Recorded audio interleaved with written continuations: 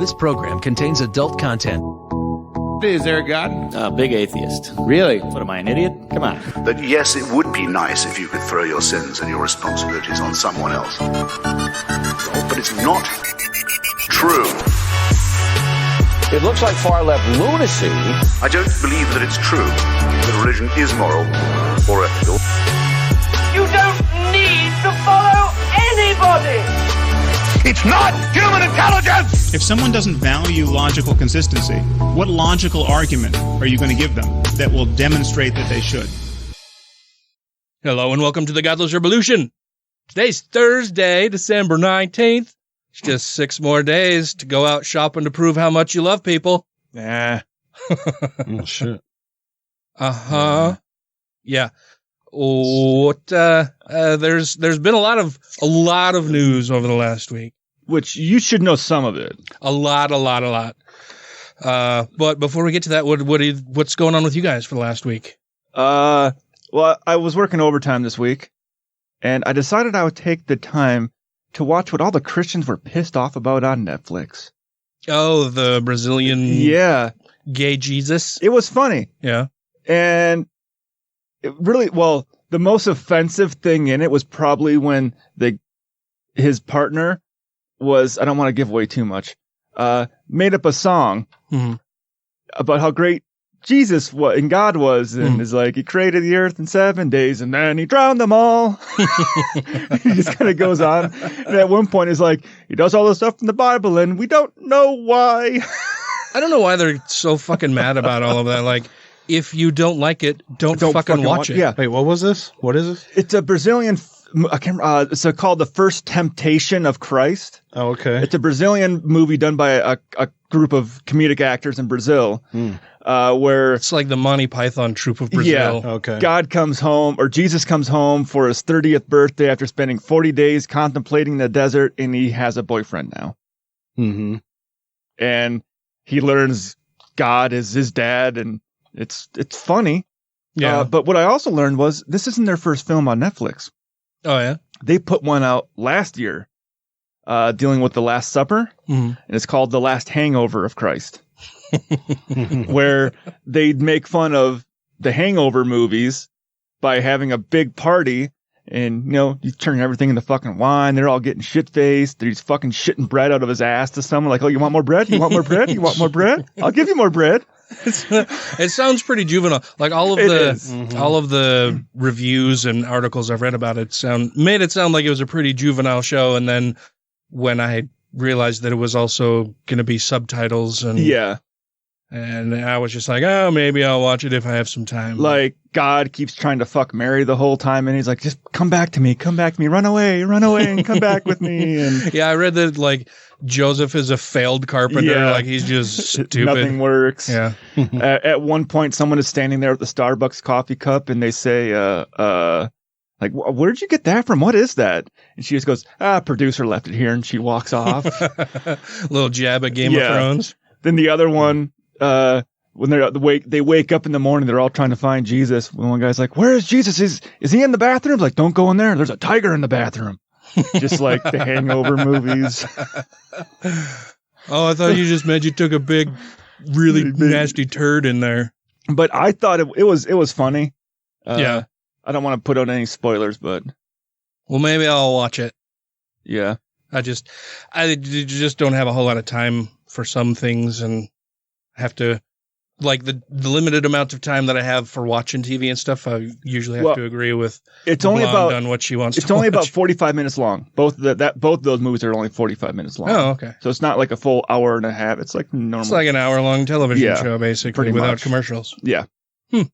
Maybe I'll give it a go. And I laughed.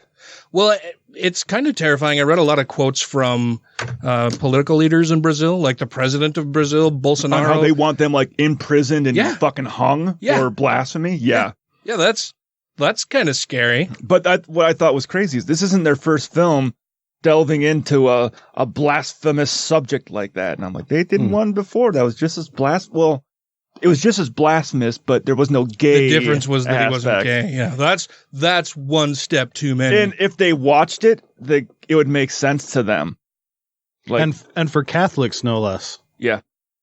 the kings of boy fucking. Mm-hmm. How about you? I got a couple of things. I realized I missed a couple of things when I was talking about our trip to England. Oh yeah, Dr. Dan. Yeah. He was actually a bad guy to hang out with. Yeah, he sucked. Oh. He got us into a club in downtown London on a Friday night, and we had a lot of fun in there, which was awesome because we would have never even known it was there, let alone been able to get into a club anywhere in downtown London. And then he also took us to this really awesome Chinese restaurant, which was amazing. So I just wanted to make sure to get that on the air. Super good Chinese food in jolly old England. Yeah, I know. Wow. Seems weird, but The Empire stole a lot. It's quite a diverse city. Yeah. So, but one thing that's been bothering me lately is, well, a couple of things politically, like the Overton window shift that's happened and how it's dragged along. I'm not sure. I think it's dragged. Yeah. Dragged along all these people, that are normally kind of moderate to be bad. To now you hear them saying things like, it's just going to keep going from extreme to extreme every time who was the left extreme political president that we had last? Obama? He was a political extremist. He was pretty central. He wasn't even a Democrat. Yeah, he was very centrist. Yeah. There were certainly some progressive values in a lot of the things he did, and some very conservative ones. Yeah. I know. So, and he tried to work with Republicans to not only his detriment, but the detriment of the rest of the country as well, who was hoping that he would come in with these sweeping progressive reforms, and tried working with Republicans enough that it watered everything down and made it milk toasty and bullshit. He was being too nice. Yeah. Yeah. So but Trump is genuinely an extreme. Oh, for sure. So we have extreme to moderate. We don't have extreme to extreme. So that pisses me off. Mm-hmm. And then the other thing is, the thing that I can't stand right now is that I'm not a Democrat or a Republican, but these fucking Democrats. Yeah, I don't have a dog in this fight. I'm just telling you. I'm just calling balls and strikes here. Yeah. I'm just calling it like I see it. Like Bill O'Reilly says, he's a registered independent. He's not biased. So sure. Yeah. Yeah. Uh-huh. How many Democrats have you voted for then? Yeah. That would be interesting to know. And not just what he says, but like to have some way of verifying. Yeah, it would be zero. His actual votes. It'd be fucking 0. Yeah. Yeah, he's a fucking turd and a tool. Yeah. I'm so glad that he's not on Fox anymore. They need to get rid of fucking Hannity. That guy, what a shit show. They need to get rid of that network. Hannity and Ingram are at the top of my shit list right Carlson. now. They're both just, Carlson. Tucker. Yeah. They're awful. They are ruining our country. I don't like them very much at all. And what about you? Went to a funeral. That was pretty funeral-y. Yeah. Had a lot of funeral potatoes and ham. Typical Mormon funeral fare. Yum. And there were several different Jell-O dishes. What? There was a berry. There was a carrot. Jell-O dish with cottage cheese in it. What? Yeah, really? it's you guys, I'm sure you've had, well, maybe not Ryan, because he doesn't like food in general, and that sounds fucking disgusting. and hasn't lived in Utah all of his life. Yeah, I mean, Mormons make Jell-O salads out of all kinds of shit. There's the infamous trope of green Jell-O and carrots, but I know that one. I think there was a lime Jell-O with grapes in it. Okay. It wasn't terrific. As Tracy kept saying, grapes don't hold up well in Jell-O.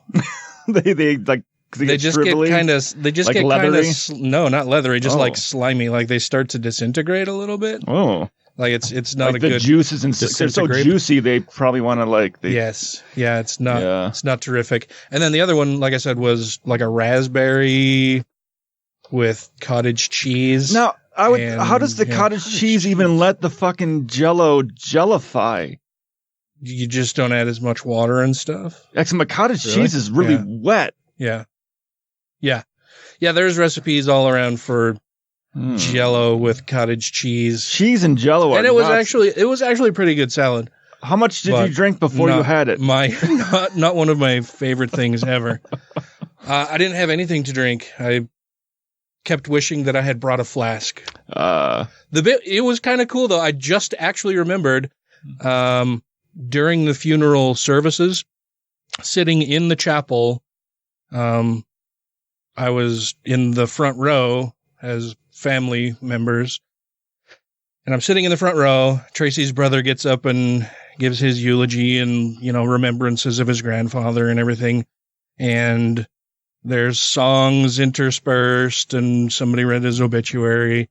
And then the bishop for the ward gets up and starts speaking and looks directly at me and says, sometimes I pitch in quite a bit here, but you guys seem to have everything handled. And he looks at me, and I know there are some of you who really want to get out of here pretty quick. Like, he must know me. He must know me somehow. Your father probably told you about you. Maybe. I don't know. He might have seen me on the news. He might have seen debates. It could have been a million different things. But yeah, he looked directly at me. He's like, and I know some of you really want to get out of here in a hurry. And like the whole congregation kind of turned and looked at me, and I just kind of nodded and smiled and gave him a thumbs up like, you got it, buddy. So that was kind of funny. And then I don't know, there's probably 5 or 6 different people, after that, just as we're at the graveside, and then we went back to the church for the luncheon and all that kind of stuff, just coming up to me. And, that was pretty funny that the bishop called you out like that.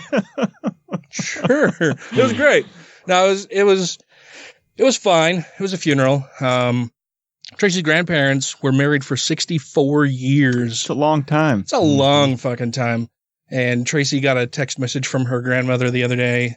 Or not from her grandmother, but from her mother, because her mother got over her bout of C. diff. Oh, nice. So she has fled our happy home back to Tracy's grandmother's house, where she's taking care of her, and sent Tracy a text message at like 10:30 just saying, Grandma tries to be strong and put on a brave face, but, it's really heartbreaking. I can hear her just sobbing in her bedroom. Oh. And I'm like, well, fuck, that's kind of heartbreaking. Like 64 years together, and then he dies and she's left alone. And she needs a new bed really badly. They've had the same bed forever and ever, and it's wearing out. And she doesn't want to get rid of the one they have now because it's where her husband laid with her for however many years. And just cut it in half. Yeah. She's having a hard time, which is understandable after 64 years. It was kind of cute during the funeral. During the viewing, she's sitting and standing next to the casket, and people are offering their condolences and giving her hugs and well wishes and all that kind of stuff. And just intermittently she would turn to the coffin and speak in Danish. Oh. And, but I couldn't understand what she was saying, but almost everybody was brought to tears whenever she started speaking in Danish to him, because it was just because she's crying and you could tell she's just pouring out her heart to him. Yeah, it was rough, but hopefully that'll be the last funeral for a little while. For the year? For the year, I'm really hoping. This year's been a shit show. Yeah. My grandfather apparently is not doing well. They suspect that he's having just a series of mini strokes. And so they're looking to put him in hospice.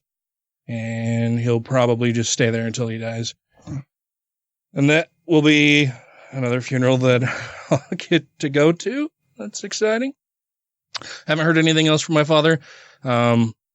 Like I said, there's just been a shit ton of stuff in the news that we will get to. Before we do that, I want to remind everybody that we won't be doing a show next week because of the holiday. And I will be releasing the audio of the call between myself and my father only for Patreon patrons, and for people who have contributed directly to, or for people who have, no, and for people who have contributed directly to Brandy and Sam's GoFundMe. So if you are not a Patreon patron and are interested in hearing it, you can make a donation to Brandy's GoFundMe account. The link for that will be in the show notes for this episode. Send us an email at GodlessRebelution@gmail.com. with proof of your donation, and then I will send you a link to the audio.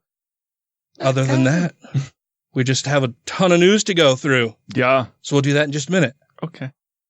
Hey guys, this is Brandy Hamrick. I'm from Charleston, West Virginia. Contrary to popular belief, we don't all fuck our cousins, and we didn't all vote for Trump. And you're listening to the Godless Rebelution. Guys, let's not forget that Jesus was an immigrant from heaven. Oh boy. Yeah, and he had to go home too, and it was not a fun trip. Plus, it could not have been easy being a white guy in the Middle East. Thank you to everybody who has rated the show on iTunes and Stitcher and are following us on YouTube, Twitter, and Facebook. And to all our Patreon patrons, you make the show possible. Welcome back. I don't even know if that'll be picked up. It might be filtered out on the noise gate. Welcome back, everybody. Of course, the biggest news of all over the past week is that Donald Trump has finally been impeached. Yes. We impeached the motherfucker already. And I'm pretty excited about that. I'd be more excited if we were able to remove him, but I'm really hoping. I still think there's a chance. Nah. I mean, there's a chance. There's a chance, and I think it may be a better chance than the chance that he stood for winning office in the first place. Really? I'm being optimistic here. Yeah, you are. I think the turtle-headed fuck is going to block every chance of any more information coming out. There's no way. Well, he may try to block it from coming out during the impeachment trial. Yes. But if it comes out, the news outlets are going to report it. People will start calling their Congress critters. And there is still the impeachment inquiry is still open. Yeah. Yeah, and I mean, of course, they can take in more evidence as it comes in. I am holding out hope that people like Don McGahn, John Bolton will testify. Maybe Lev Parnas. Should be exciting times if and when it gets to the Senate. Before we get too much into the details of that, I mentioned to you guys before we started recording that I'm often disappointed in the level of ignorance and misinformation that a lot of people have about politics in general, and then about this specifically, the impeachment process specifically, because it's been talked about for so long. Mm-hmm. I don't understand how so many people can be ignorant of the process and what it means to be impeached. For so many people, they have this belief that if you are impeached, you are removed from office. It's, the president was impeached, that means he's gone. Or that you have to commit an actual crime to be impeached. Yeah. Yeah, but I think more than that, I'm disturbed by how many people hold the former view. That just if you're impeached, you're done. You're out of office. And that seems doubly striking as something that's very sad to me, when these people must not be aware that we've had two other presidents in our history who were impeached. And one that's could have been during their lifetime. And remained as president. Yeah. Like they were not removed from office. So that's disappointing. Mm-hmm. I had a few conversations with relatives over the holidays trying to explain these little bits of things to them. And then just the comments that I've seen online from a lot of people have been... Well, it's kind of like, you've heard of this system very called disappointing. Checks and balances. Mm-hmm.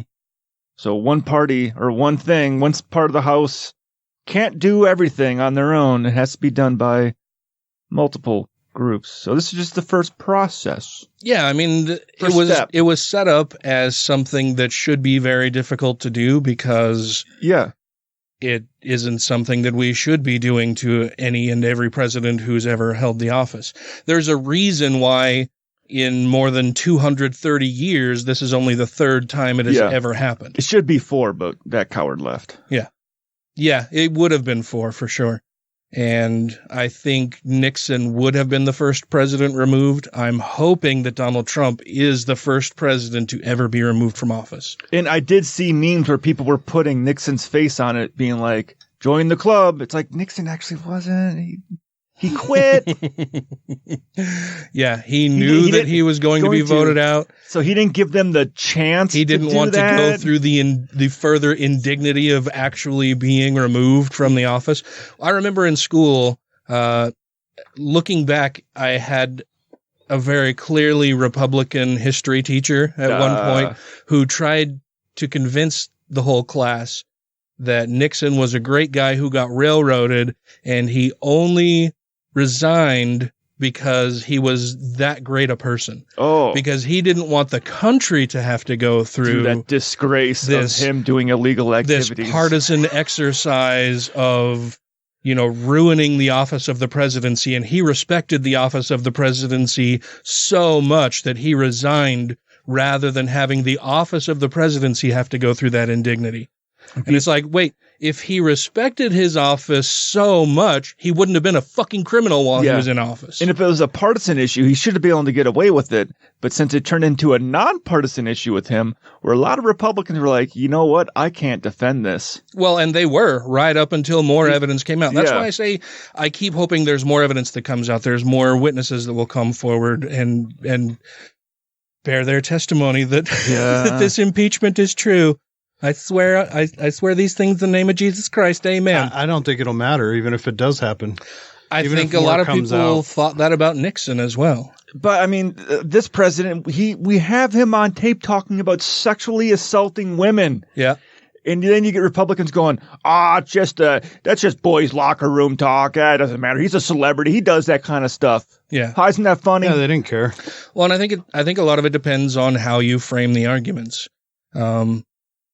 Which is another thing that drove me mad throughout this whole process was Republicans, saying that, this process is just a sham, and this is just Democrats trying to say that the president doing something that happens every single day is something bad, and making negotiations and trying to root out corruption is a bad thing somehow. They're framing it as he was trying to protect the country, which is absolutely fucking false. Yeah.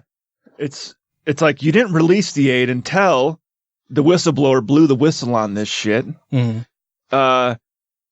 The president of Ukraine was willing to come on CNN and say, we are going to do an investigation, which is what you wanted. Mm-hmm. He still hasn't got his meeting with the fucking White House. But they did get the financial aid, which they was got the financial most important aid, thing. Which was, and Trump is still fucking buddy with Russia, the country they're fucking fighting. Yeah, and sending his personal attorney to Ukraine to investigate bogus Russian conspiracy theories. He's the president. I can't get over that the president of the United States is sending not even somebody in the administration, but his own personal attorney to another country to investigate fictional Russian conspiracy theories. That's how fucking stupid our president is. Well, when they kept saying, it's either that the Democrats keep smearing the president of Ukraine because they say he's lying and he's a coward and all this kind of stuff. It's like, well, okay, but you're also saying you don't believe the fucking FBI. You don't believe your own fucking government intelligence groups that have already debunked this fucking stupid Ukraine conspiracy theory. Well, and what do they imagine the president of a country who is depending on our help is going to say and do when he doesn't know who's going to be president next, when he doesn't know if Donald Trump is going to win re-election or not, and he's staring down the barrel of Russia's guns pointed at him and his countrymen,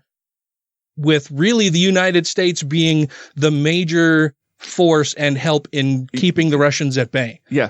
What the fuck? What do Republicans think they would do in his shoes? Would they go out publicly and say, oh no, the current United States president is a fucking fraud who tried to get me to do these things? Yeah. Not knowing how much of a chance there is of Donald Trump winning re-election and then not being willing to give any aid whatsoever? Yeah. The aid that our intelligence groups have already said, yes, we're good to go. Yeah. We can give them the money. And that's the other thing.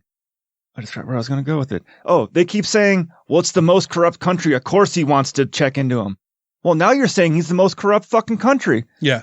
So you are also putting them down. Yeah. So, and you're saying that it's the most corrupt country but you did give them money anyway? Yeah. Like they can't, their own narrative doesn't even make any fucking sense when you examine it end to end. If you take it in little chunks, it's digestible. But if you put it all together, it's fucking absurd nonsense. Yeah. I mean, I think I said it a couple weeks ago on here where they said, well, Obama didn't help them out. Then you're like, well, they're the most corrupt country. We wanted to make sure we could hand them this money and they would do what they're supposed to do with it. Okay. So you're saying they used to be the most corrupt country under the other president, and you're bashing Obama for not giving the most corrupt country fucking missiles and bombs, but you're praising Trump for making sure they're no longer corrupt so you can give them missiles and bombs. Also, which way do you want it? Since when have the Republicans been pro helping anything? Yeah. Yeah. So the fact that Obama didn't give them aid or whatever, shouldn't they be praising that? Yeah. I'm really surprised that Rand Paul, who is the one who, since he entered Congress, has been all about isolationism. Yeah. We need to, stop giving money to other countries. We need to handle problems at home here. Where the fuck is Rand Paul in any of this? Silent, because he's a fucking shithead. Yeah, the Republican narrative around this doesn't make sense at all unless you take it in little bites and don't think about it. For Fox News. Yeah, and people who are Trump supporters have a definite motivation to not investigate, to not look too closely. I liken it to religious fervor or people who have a belief in a God, and they hear little bits and pieces that individually are cutesy. Mm-hmm. They're nice little tropes. God is great. God is love. God never gives us more than we can handle. And they look at those little tiny things that affirm their belief, and they don't ever want to investigate anything negative that they hear about it, right? Or they hear something negative about it and say, well, that's fake news. That's a lie. Yeah. That's untrue. You can't, or they'll just get really mad. You can't say that. That's blasphemous. Yeah. They're doing the same fucking thing with God Trump, our dear leader. And it's just sad and a little frightening that so many people are so easily duped. Even when the one fucking Republican senator likened it to the fucking crucifixion of Christ. Oh no, the Jesus, saying that Pontius Pilate gave Jesus a better deal than the Democrats are giving fucking Trump. Yeah, I was like, I heard that, and my mind was like, wow, just. But then the next Democrat, between the things, he goes, "We gave Trump every opportunity to fucking show up here, so don't fucking go all fucking holier than thou with your fucking biblical stories on this bullshit." Yeah, one I read, and I know I'm going to mess up some of the details, so this is just the main gist of it, everybody. But I read a conservative Republican religious leader's thoughts on this, who said, well, Pontius Pilate had Jesus whipped and tortured for days, had him dragged through the streets, had him put on a cross, had him stabbed in the side, wear a crown of thorns, starved him, and ultimately killed him. And you're saying Donald Trump had an easier time? Fuck you. Had a harder time. No, sorry. That Jesus had an easier time than Donald Trump. Yeah. Thank you. It's maddening to hear some of the defenses from these bootlicking assholes who know that what they're saying is wrong and or misleading, but they do it anyway. It's for the party. It's nothing. They're not standing up for the oath that they took when they were made Congress people. They're standing up for a president who in large part controls their political destiny. Yeah. Because if he sicks his legions of adoring, thronging fans on you, then you may be out of office. But that's how far the pendulum has swung into fuckery, though, right? That people are afraid to stand up and say and do the right thing. Yeah. Because there is such a bastard in the White House that they are in fear of their political career for doing the right thing. That's how fucked up this administration is. And that's how fucked up Republicans are, too. Yeah. That not a single one of them is willing to do the right thing. Yeah. Not one. Yeah. We're going to have to find it at some point here during this and play it during intermission or something. but there's a segment on the Daily Show where he was just at a Trump rally, and he's asking him, who's he? The Daily Show, the correspondent guy that goes out in the field. I think it's from the Daily, just from Comedy Central. He's out there in the field asking the Democrats, same guy that always does it. And he's like, so, read the transcript, right? Yeah. Read the transcript. It's all there. Did you read the transcript? Well, no. But dear leader has said that it's all fine and good, so why would I have to? You even got one guy who's like, yeah, there's too many sheep out there. Just believe in shit. He goes, so you read the transcript? He goes, well, no, I didn't read the transcript. Oh, so who do you believe? Well, there's other people that read it, and I believe what they said. So you don't want to be a sheep? So you read it, right? He's like, well, no, I didn't read it. So you're just following somebody. Yeah. And he didn't get that what he was saying that he didn't want to be is exactly what he was being. Of course he didn't. Yeah. Of course he didn't understand that. But those are the people that follow Trump and they're fucking diehard. Well, it seems like they're incapable of introspection or any bit of self-examination for consistency. Yeah, they're like, I wear a giant R on my shirt, so I am the greatest thing out here.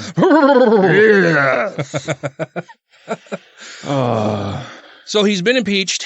Right now, there's a bit of a standoff because Speaker Pelosi has not sent over the articles of impeachment to the Senate to begin their process as far as the impeachment goes. And the reason she has not is, of course, because Mitch McConnell and a bunch of other Republicans have basically said that they are going to do whatever they can to protect the president, which is not what they are supposed to do. They took an oath and are, when they're sworn in as jurors for this, part of the oath is that they will be impartial. Yeah. They're not supposed to take sides ahead of time. It's not supposed to be a predetermined thing. They're supposed to hear the body of evidence and vote according to their conscience and the evidence that's provided to them. Not working directly. It doesn't matter what I see or hear in between then and now. I'm always going to support the president. I'm going to do everything that I can to protect him. That's not what their fucking job is. No. We have different branches of government for a fucking reason, a separation of powers for a reason. But Republicans have turned it into, they don't want a separation of powers. They want the president to be a monarch, a dictator, a king. A tyrant. Yes. Yeah.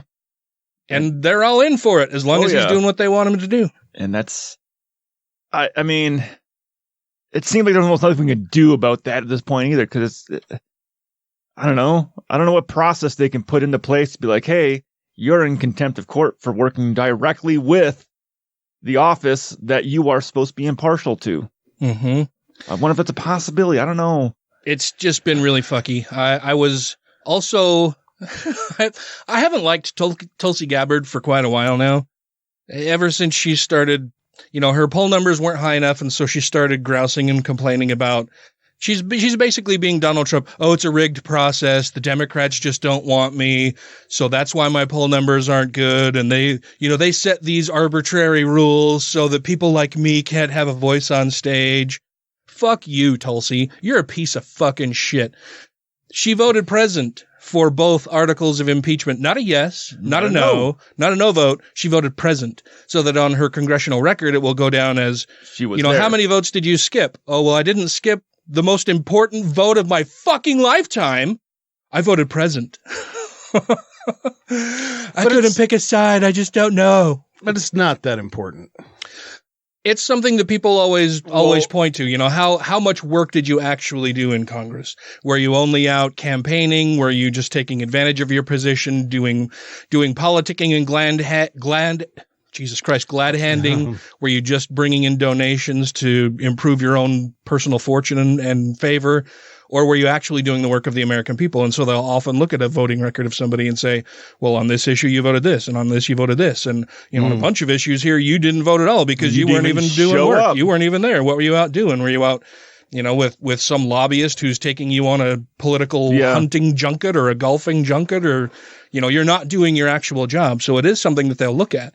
That's why she voted present versus not voting.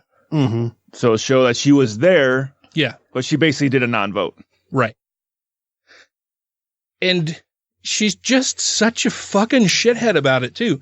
Like, well, yeah, clearly Donald Trump has done some wrong things. but I don't like how this process went down. If he did wrong things and you acknowledge that, it shouldn't fucking matter what the process was. Are you going to say, well, it's clear because we have, video evidence that this man raped and murdered this woman, but, the police have had a grudge against him for a really long time. Fuck you. That is the weakest fucking bullshit that I've heard in a long fucking time, and I hear a lot of bullshit. We look at a lot of bullshit. For sure, yeah. So Tulsi Gabbard's on my speak a lot list. of bullshit. We do, we do speak a lot of bullshit. So that's the current status of the impeachment. Nancy Pelosi has not sent them over. She wants to make sure, she wants to get a set of rules from the Senate on how they plan to conduct the impeachment hearing in the Senate and the trial in the Senate. And I think that's great. I think she should wait until she knows what the process is going to be, and she should continue demanding that it be a fair and impartial process. And that's where I see her playing the political game right now. Yeah, absolutely. It's a political game. My concern or worry or initial thought about it was, that's great. She should absolutely do that. And then I thought, but what if McConnell just doesn't ever give that to her? Then that's where I'm saying she's playing the political game, being like, hey, McConnell. Professor McGonagall. If it comes to that point, I could see her using the talking point of the Republicans refused to conduct a fair and honest impeachment trial. Yeah. Yeah. I'm just wondering, how long will they wait? Because, Moscow Mitch doesn't really have a fire under his ass to get this over with as soon as possible necessarily. I mean, he doesn't want to have a trial in the Senate. He wants it to last one day, probably less than a day. So what if he just is like, well, I'm not going to give you anything until you send me the articles. I'm just not going to do that. So then don't send me the articles, and then we won't ever have to worry about him being removed from office. It's a standoff, and I don't know how that will all shake out. I imagine that the Democrats will just continually carp on the fact that Republicans aren't willing to make this be a fair, open, and honest process, that they are acting in purely partisan ways, that they want to try to protect the president, which isn't what they're supposed to be doing. And Democrats will have to just keep hammering that home. And I don't know how long that will run, But do you think it's interesting brinksmanship? Do you think she's basically holding the grenade in her hand right now with the pin pulled and being like, well, I might sacrifice myself? I think so. And then, and I think possibly the only reason that McConnell will want to get it into the Senate is a fear of more damning evidence coming forward. If things like Trump's tax returns come out and we see that there's clear corruption and illegality, the soonest that's even going to get seen, I think I said was March. That the cases for Bolton, that are in the courts, that are winding their way through the courts to determine whether or not he can speak, or trying to get McGahn to compel him to come and speak as a witness. That the longer this drags out, the more possibility there are of further crimes from the president emerging. And they're also still trying to get their hands on the I guess classified stuff from the Mueller probe that nobody's gotten to see yet. Oh yeah. I just read that the other day, and they're trying to get their hands on those because there might be more damning evidence for Trump inside of them in the confidential reports that Mueller had. Well, and we heard just before coming down to record that Adam Schiff has sent a letter to the vice president, Mike Pence. Which that is intriguing. That the basic gist of it was that Pence wants to know, or that Schiff wants to know what Pence knew and when he knew it, and what he did as part of any of this. So then Pence will probably just say, "My wife won't let me go. There was a woman in the room." Yeah. Well, I couldn't do anything without Mother there, so. And she had to get her nails did. Well, Ryan, the really interesting thing about all of this, as he squints with his wee beady eyes and tries to look very serious. I also do love how many people in Utah now hate Romney. They're all, Romney. Romney goes, I don't like Trump. Fuck Romney. Fuck Romney. Fuck Romney. Fickle fucking Mormons, man. We're not saying what we want you to say. Of course, they won't do that against their church leaders, which is another fucky story we might talk about. Yeah. While we're still on the topic of impeachment, before we go to anything else, I wanted to read this article that I thought was super, super interesting. I was going to try to bring that up earlier, but I'm like, we're kind of on a roll right now, so I won't try to sneak this in there right now. That face he's making. So this just came out today, a few hours before we started recording. It's from Christianity Today. For those of you who don't know, Christianity Today is a Christian outlet. It's a Christian news outlet that was originally started by evangelist Billy Graham. Yeah. They posted this letter. It's a letter from their, I think, executive or senior editor. Was it? Yeah, because it was an editor-in-chief of Christianity Today. They posted this on their website. Headline says, Trump should be removed from office. This is a Christian evangelical web platform. Billy Graham. And magazine, started by Billy Graham. The subheadline says, it's time to say what we said 20 years ago when a president's character was revealed for what it was. I want to say at the outset, excuse me, there's another burp coming, that I agree with a lot in this article, and there's a lot that I disagree with, and I think, well, I don't know what their motivation. We can talk about it as we're reading. As far as the 20 years ago, or they're basically talking about the infidelity of Clinton. They're talking about Bill Clinton, right. So the article says, in our founding documents, Billy Graham, when I first read that, I was thinking, they're going to talk about the Constitution. No, they're talking about Billy Graham. In our founding documents, Billy Graham explains that Christianity Today will help evangelical Christians interpret the news in a manner that reflects their faith. The impeachment of Donald Trump is a significant event in the history of our republic. It requires comment. The typical CT approach, Christian Today approach, is to stay above the fray and allow Christians with different political convictions to make their arguments in the public square, to encourage all to pursue justice according to their convictions and treat their political opposition as charitably as possible. Okay. It's a nice thing to say. I don't think they live up to that very often. No. We want CT to be a place that welcomes Christians from across the political spectrum and reminds everyone that politics is not the end and purpose of our being. We take pride in the fact, for instance, that politics does not dominate our homepage.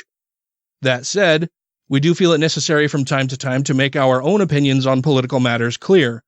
Always, as Graham encouraged us, doing so with both conviction and love. We love and pray for our president, as we love and pray for leaders, as well as ordinary citizens, on both sides of the political aisle. Fuck your prayers. Sorry. Sorry, that's just a reaction. I'm going to pray for you. I apologize. Let's grant this to the president. The Democrats have had it out for him from day one, and therefore nearly everything they do is under a cloud of partisan suspicion. I can see why they would think that. But we would also say the same thing about Republicans with Trump. I mean, not Trump, but Obama. Sure. Yeah. Or if Clinton had been elected instead of Trump. I think it was. Oh, yeah. Yeah. Yeah. This has led many to suspect not only motives, but facts in these recent impeachment hearings. And no, Mr. Trump did not have a serious opportunity to offer his side of the story in the House hearings on impeachment. Yes, he did. That's one of the points in here that I'm like, that's fucking bullshit. There was like 3 days waiting to hear back from him being like, hey, we offered this to you. We offered you and your counsel to come sit down and speak. Yeah. And they declined. Yep. He did have the opportunity. He declined to exercise that opportunity. He declined for him to show up or any of his fucking counsel to show up. Yeah, and actively blocked having people who could speak on what actually happened. So that part's bullshit. Yeah. Story continues and says, but the facts in this instance are unambiguous. The President of the United States attempted to use his political power to coerce a foreign leader to harass and discredit one of the president's political opponents. That is not only a violation of the Constitution, more importantly, it is profoundly immoral. I'm glad they can see that through their religious goggles. Mm-hmm. The reason many are not shocked about this is that the president has dumbed down the idea of morality in his administration. Okay, I like that phrasing. Yeah. He has hired and fired a number of people who are now convicted criminals. He himself has admitted to immoral actions in business and his relationship with women, about which he remains proud. His Twitter feed alone, with its habitual string of mischaracterizations, lies, and slanders, is a near-perfect example of a human being who is morally lost and confused. I like that. These are all pretty damning things coming from an evangelical website. From his prime base of support. Yeah. Well, this is all the stuff we were wondering, where the fuck was this when his campaign? Yeah. 3 years ago when everything was going on. And they actually mentioned some of that in this. Trump's evangelical supporters have pointed to his Supreme Court nominees, his defense of religious liberty, and his stewardship of the economy, among other things, as achievements that justify their support of the president. We believe the impeachment hearings have made it absolutely clear, in a way the Mueller investigation did not, that President Trump has abused his authority for personal gain and betrayed his constitutional oath. The impeachment hearings have illuminated the president's moral deficiencies for all to see. This damages the institution of the presidency, damages the reputation of our country, and damages both the spirit and the future of our people. None of the president's positives can balance the moral and political danger we face under a leader of such grossly immoral character. I would say one of the more immoral things that I feel he's doing right now, he's using this for a monetary gain. He has not divulged himself from his investments, nor have his kids, and they are all fucking working in the White House. And I thought one of his sons had actively went overseas to try to bid for fucking hotels and working with that kind of stuff. Yeah. Not that long ago. Yeah. Yeah, they've abused the office of the presidency for personal gain to an astounding level. The article continues and says, this concern for the character of our national leader is not new in CT. In 1998, we wrote this. The president's failure... So this is in 1998. Not talking about Donald Trump. No. The president's failure to tell the truth, even when cornered, rips at the fabric of the nation. This is not a private affair, for above all, social intercourse is built on a presumption of trust. Trust that the milk your grocer sells you is wholesome and pure. Trust that the money you put in... This is all stuff. So, trust that the milk your grocer sells you is wholesome and pure. You get that trust in large part because of government agencies and regulation. Yes. That test that stuff for you to help keep you safe. Well, a lot of Republicans would have us do away with things like that. Yes. Trust that your babysitter... Trust that the money you put in your bank can be taken out of the bank. Again, Republicans don't like regulations on banks. Trust that your babysitter, firefighters, clergy, and ambulance drivers will all do their best. We'll try. As long as you are a Christian and or what you would like them to do or their job requires doesn't mess up any of their religious beliefs or run contrary to any of their religious beliefs. And while politicians are notorious for breaking campaign promises while in office, they have a fundamental obligation to uphold our trust in them and to live by the law. The story says, and this. Unsavory dealings and immoral acts by the president and those close to him have rendered this administration morally unable to lead. Unfortunately, the words we applied to Mr. Clinton 20 years ago apply almost perfectly to our current president. Whether Mr. Trump should be removed from office by the Senate or by popular vote next election, that is a matter of prudential judgment. That he should be removed, we believe, is not a matter of partisan loyalties, but loyalty to the creator of the Ten Commandments. No. Well, we are on their site. To the many evangelicals who continue to support Mr. Trump in spite of his blackened moral record, we might say this. Remember who you are and whom you serve. Consider how your justification of Mr. Trump influences your witness to your Lord and Savior.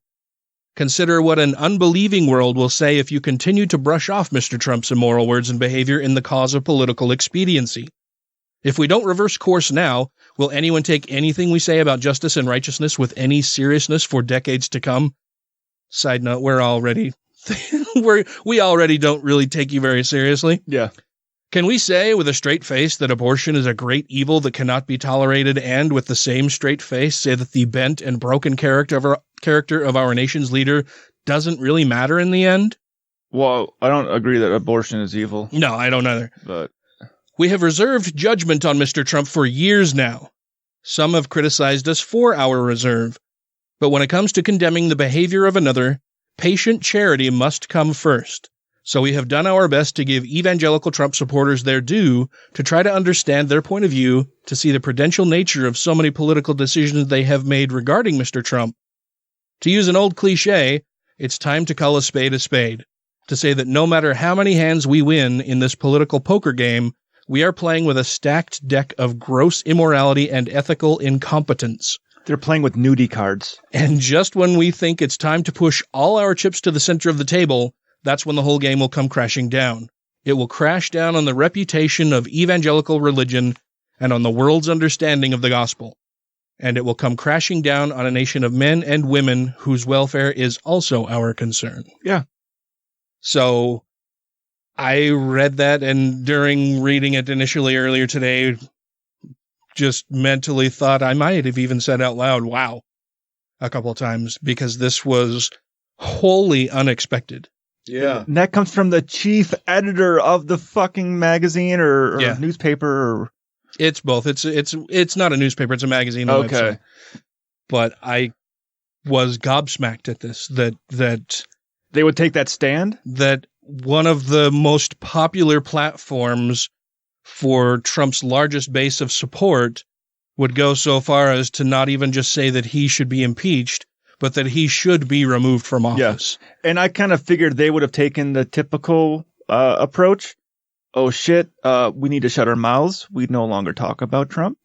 We never were nice to him, and we're not going to say he's evil because we don't want to offend our writers, our readers. Yeah, I mean,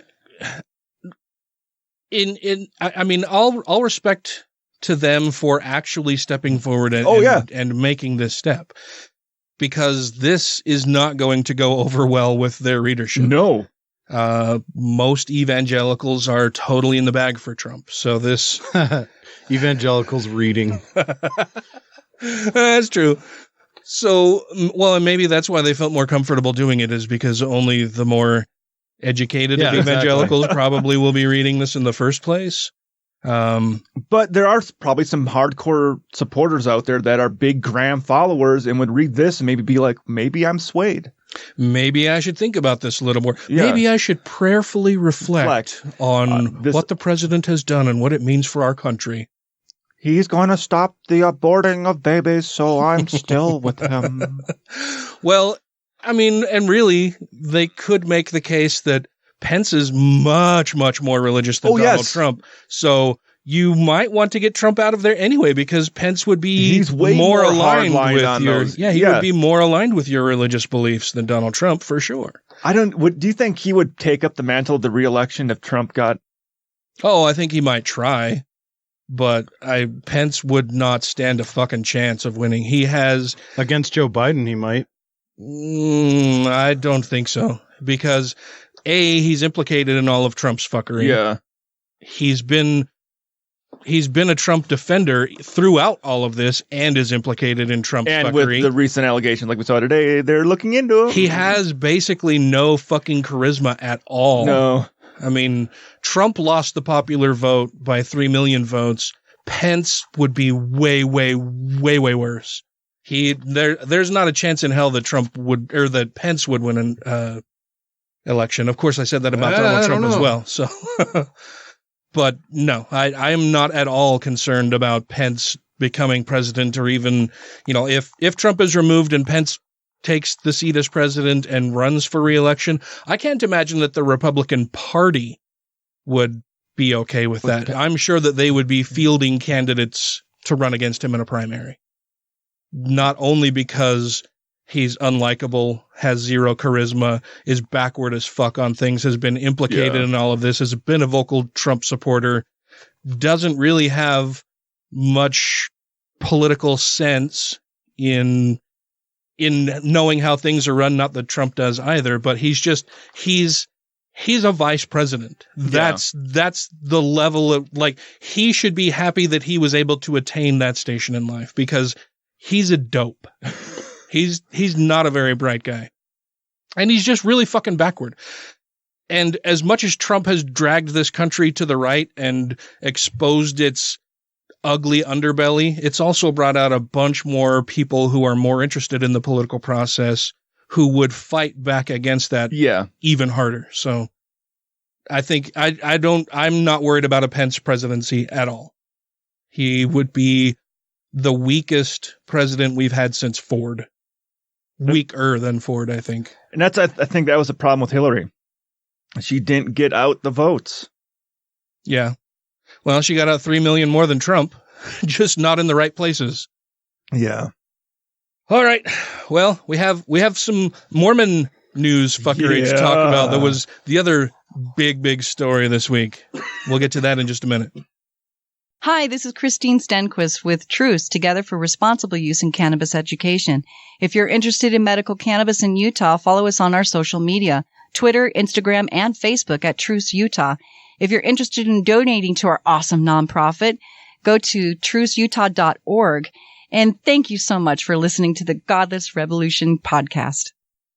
And then, all of a sudden, it hit me. I knew who I wanted to be. And I untied myself from that catapult, and here I am. Well, that is such a relief. I know. So, if you have about 45 minutes, I'd like to talk to you about the Lord Jesus Christ.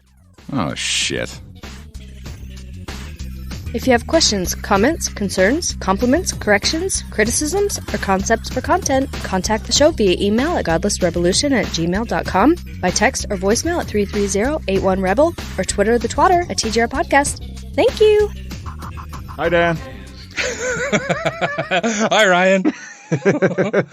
Welcome back, everybody. In the last story that we'll be covering this evening, because we're about out of time, so this will be quick, the LDS Church has amassed more than $100 billion. Fuck ton. That's a lot of money. That's 1,000 millions. It's a lot. Like, a lot. Uh-huh. Yeah. It's so much money, it's incomprehensible. And they have amassed this while lying to their congregation about how much money they take in, where their holdings are, how much they give to charity, and what they do with all of that money. It's fucking despicable. There was a whistleblower who sent a bunch of information that he gleaned while working at Ensign Property Associates, or what is it called? It's a Ensign EPA. Something. This comes to us from the Washington Post. Headline says, Mormon Church has misled members on $100 billion tax-exempt investment fund, whistleblower alleges.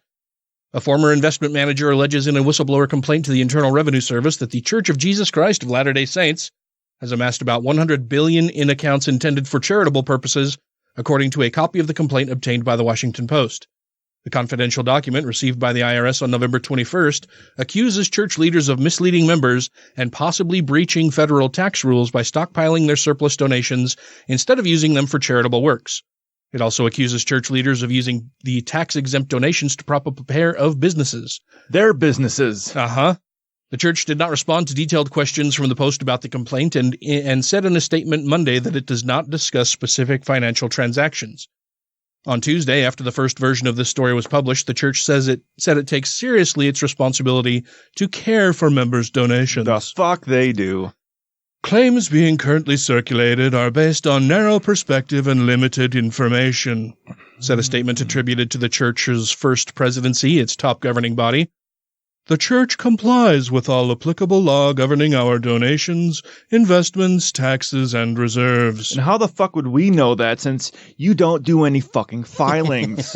The complaint provides a window into the closely held finances of one of the nation's most visible religious organizations based in Salt Lake City. It details a church fortune far exceeding past estimates and encompassing stocks, bonds, and cash.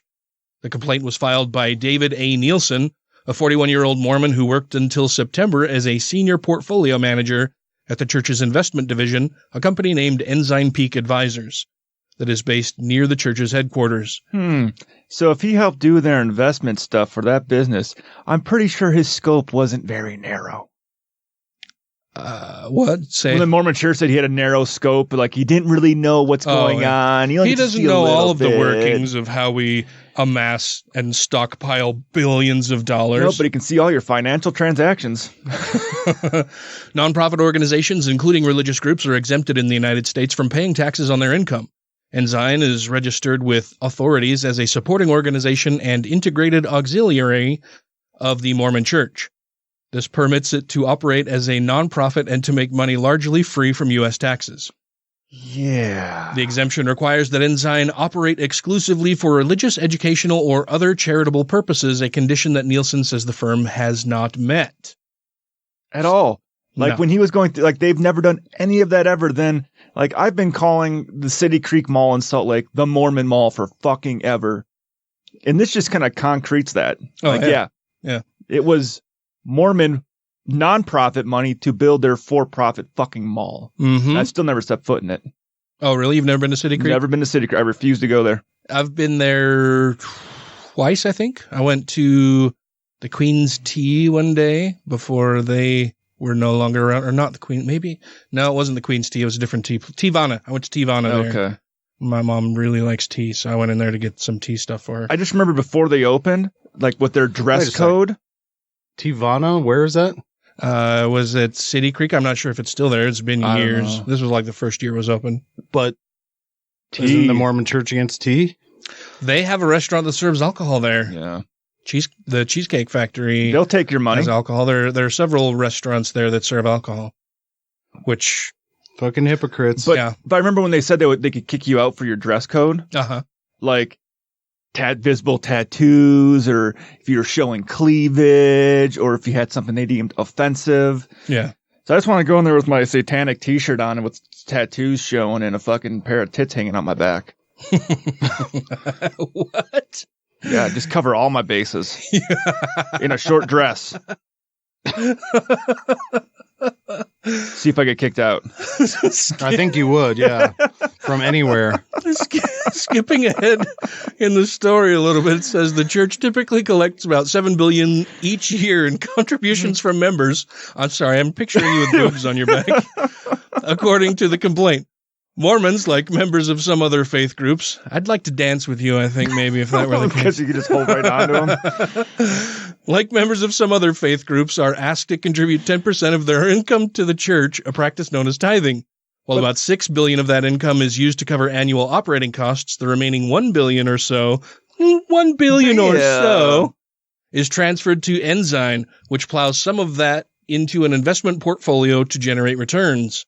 Based on internal accounting documents from February 2018, the complaint estimates the portfolio has grown in value from $12 billion in 1997 when Ensign was formed to about $100 billion today. Then they've got a graph of different corporations and philanthropic funds that are out there.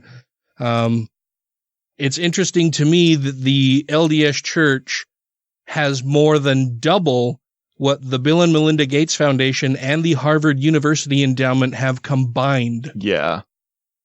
Combined, those two have less money than the LDS Church. And like I said earlier, the Bill and Melinda Gates Foundation, who is at $46.8 billion, and they didn't use all the money, has gone in and almost successfully wiped out fucking that one disease. Malaria in Africa.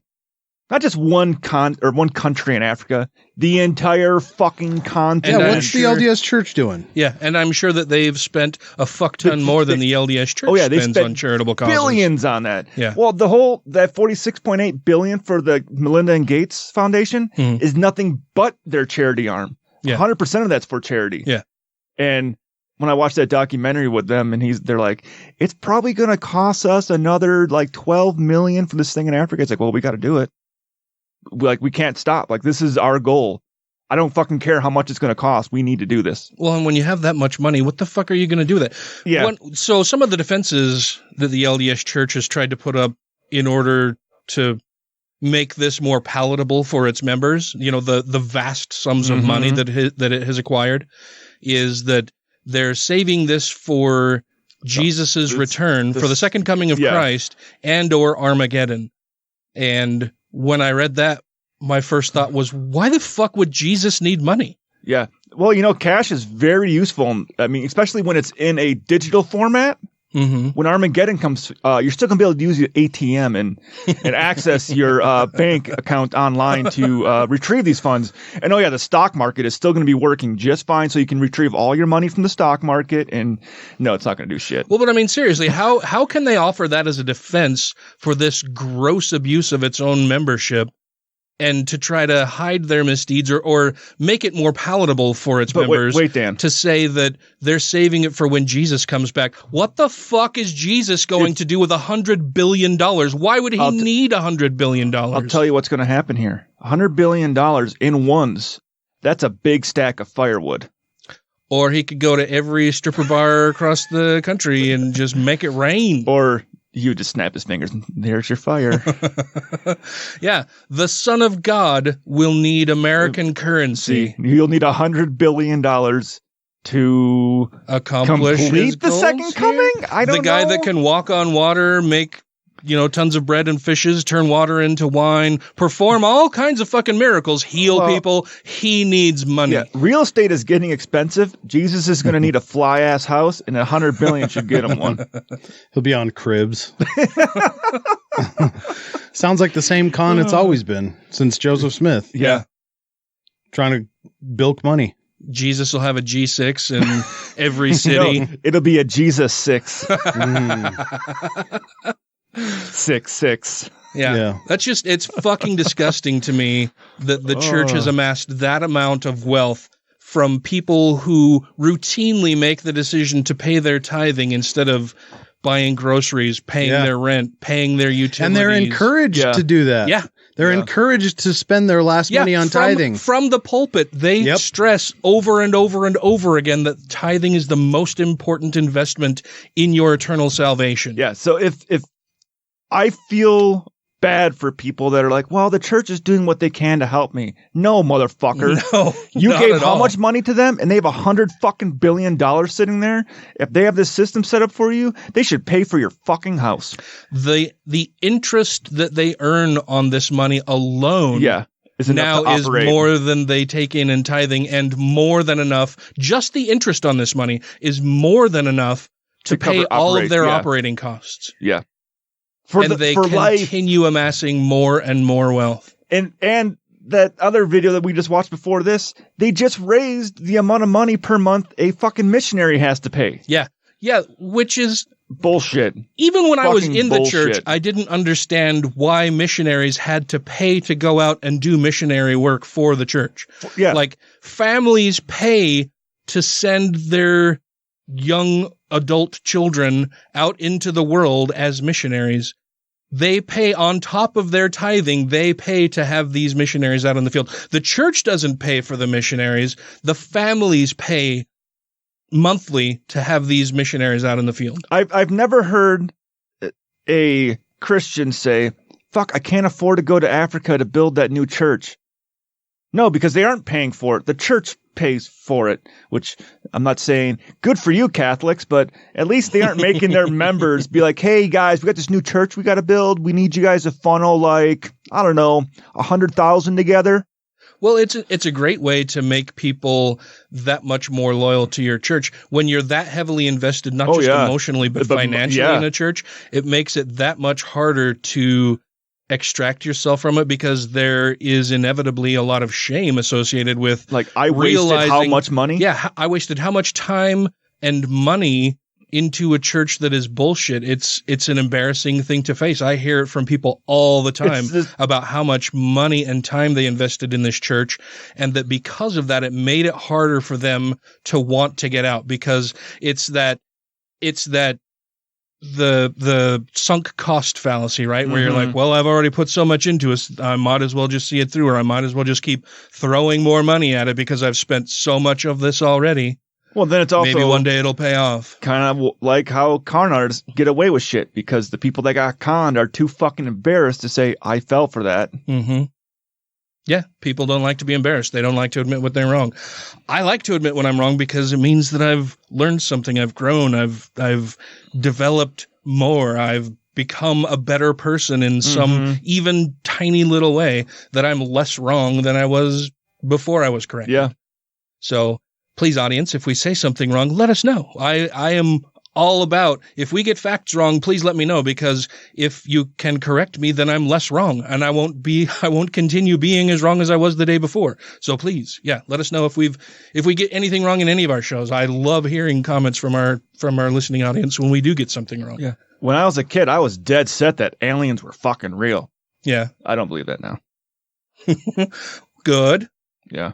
I would imagine that there's alien life in the universe somewhere. Oh no, I was talking gray aliens, fucking Area 51. I used to love that shit too. Project Blue Book shit. Yeah, I was all into that shit when I was a kid. Oh yeah. Was it Lee Strobel? The guy who wrote the book about being abducted? Or am I getting him confused with the guy who wrote The Case for Christ? Yeah, The Case for Christ is Lee Strobel. What's the alien abduction one? Fire in the Sky, dude? Yeah, I'm pretty sure that guy's name is Strobel, right? I'm going to have to look it up on the Googles, but I'll do that later. Fire in the Sky. They made a movie. Yeah, they made a movie about him, the guy that... I've never even heard that title. It's actually not a bad movie. Yeah, I read the book. Done. I read the book before the movie ever came out. Good for you! Because I was all into aliens too, man. Always liked space and aliens. And sounds cool. Dude, when I was younger, I was racist. I was sexist. I was fucking all into alien shit, Bigfoot shit, Loch Ness, like all of that stuff. Wow. All of it. I loved all that stuff. I didn't love the racism. Yeah, I'm like, you might want to calm down there, Dan. I'll say, I too was into aliens, but I wasn't into the misogyny and the racism. Well, it wasn't. I didn't like join racist groups or anything, but I definitely had a lot of racist thoughts and beliefs about the world. You would have worn a MAGA hat as a kid, you're saying? Probably. Fuck, Dan. Yeah, but I learned more facts, and people would correct me when I got something wrong. I became a better person because of it. You got the internet. That was much later in life, but yeah, I think a lot of it was having good teachers. Yeah. Good teachers in school. A friend willing to say, like your Dan, that's fucking stupid. Your Nixon apologist teacher.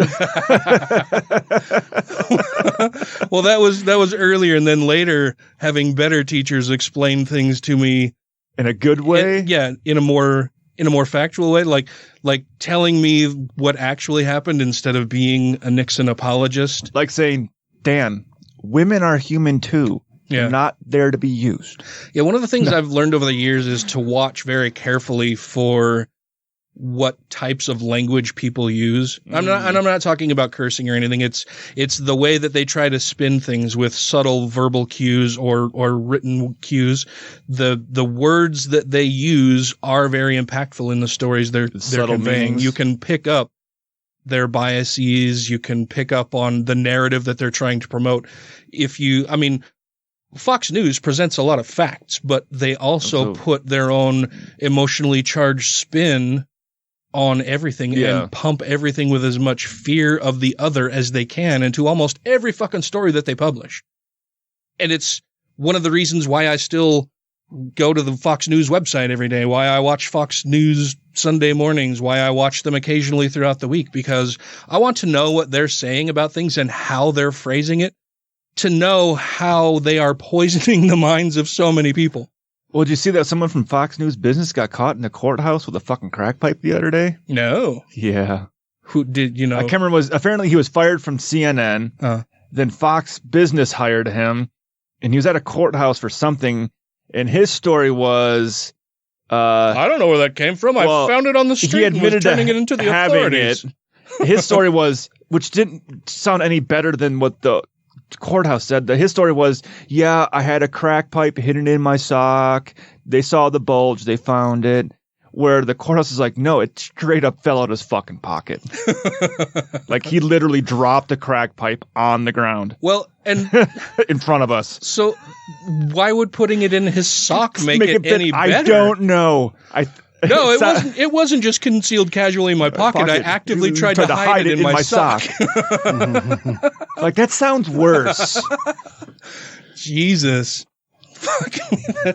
Oh my God. Yeah. But so I pay attention to a ton of different news outlets, and I try to get a good mix of right-wing bullshit in there just so that I know, like I said, how they're promoting the narratives that they're trying to spin. Because I can read something on Fox and walk away knowing some of the facts, but they taint it. It's painted with a bullshit brush that leads you to different conclusions than what the simple facts alone provide. Yeah. Like, and of course I watch out for that on the left too, and I see that way too often. Like when they say our economy is doing phenomenal, it's like the stock market's doing good, but we've also got another $1 trillion in the deficit. Yeah, well, in pre-show when we were talking about it, I'm like, there's lies, damn lies, and statistics. And Matt said, what was the comment you made about? The average human has one testicle. Yeah. Yeah, or one ovary, which is statistically accurate, but it gives you the wrong impression about humans. Yeah. And that's what Fox News does a lot. I also see it on the left. I'm not saying the left is blameless here, but I see it much, much more coming from the right. But that'll wrap things up for us this evening. I want to make sure that we wish all of our listeners a very, very happy holiday season. Because we won't be doing a show next week. Well, next week is that week. Yes. Well, it's also the week in which people will be listening to this episode. So Merry Christmas. Happy Kwanzaa. It is this week. Happy Hanukkah. Whatever holiday Happy you Saturnalia. celebrate. Merry Giftmas. Merry Christmas. Happy Festivus. For the rest of us. I hope you all have a good time with friends and family, or by yourself if that's your preference. But I hope you're all safe and happy and healthy. Happy garage woodworking day, because no one else will be calling me to do anything. Enjoy some time off work if you're one of the lucky people who doesn't have to work during the holidays or can take some vacation time. I hope the best for all of you and for all of us and for you guys, everybody. I hope everybody just has a great year ahead, because this year has been dog shit. Largely. There have been some highlights for sure, but overall, it's been a pretty terrible year. You had a good golf year. I did have a pretty decent golf year. Yeah. That was one of the highlights. Yeah. I've been looking at new golf gear. I was looking at new golf gear earlier today that I'm put on my wish list that I'm excited about maybe getting. But I've already put a bigger lathe on my wish list. Oh yeah. Yeah. I need to use larger pieces of wood. I need bigger wood. But thank you all so much for listening. Before we go, I want to make sure that I thank our Patreon supporters, because they keep the show going and commercial free for all of you out there. So you should be happy as well. That would be Alan Firth, Christy Kalbach, Atheist, Stephen Andrus, Latamika Fefi, Two Skeptical Chaps, Vanessa, Don't Be a Richard, Nico Gonzalez, Ollie Olson, Utah Outcast, Wesley Aaron, Andrew Vodopich, Jeremy Goodson, Randy Hamrick, Megan Kennedy, Bobby Digital, Freethinker 215, and Groundskeeper Willie support Humanists International, Megan Mitchell, Janet Uter, Savita Kuna, Taylor Grin, Purple Dragon, Captain Samples, and Corey Ebert. Thank you all very much for your contributions. I really appreciate it. This is next week I will be charging also, but this is last month that we will be sending all of our Patreon proceeds over to Brandy. I heard from her a couple days ago. Me too. Yeah. Hope she's doing better. I think she was maybe a little lonely in the hospital. Yeah. She said that it was her third visit to the emergency room in 4 days. But she made it sound like the treatments were working as far as the growth.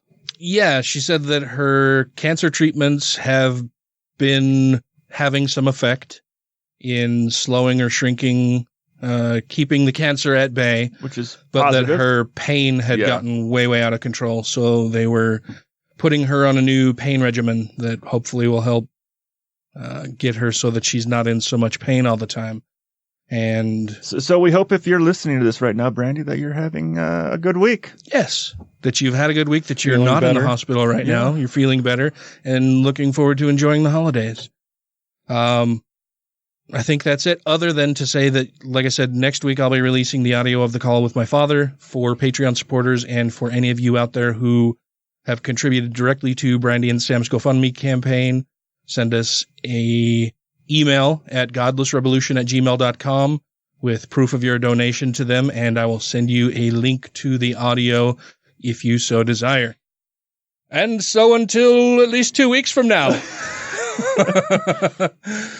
crucify people who prey upon people who pray. Leave a review and get your Jesus 666 aircraft. And rate the show 5 times a day toward Nixon apologists. You just sucked that snail trail up like you knew what you were doing. This isn't his first rodeo.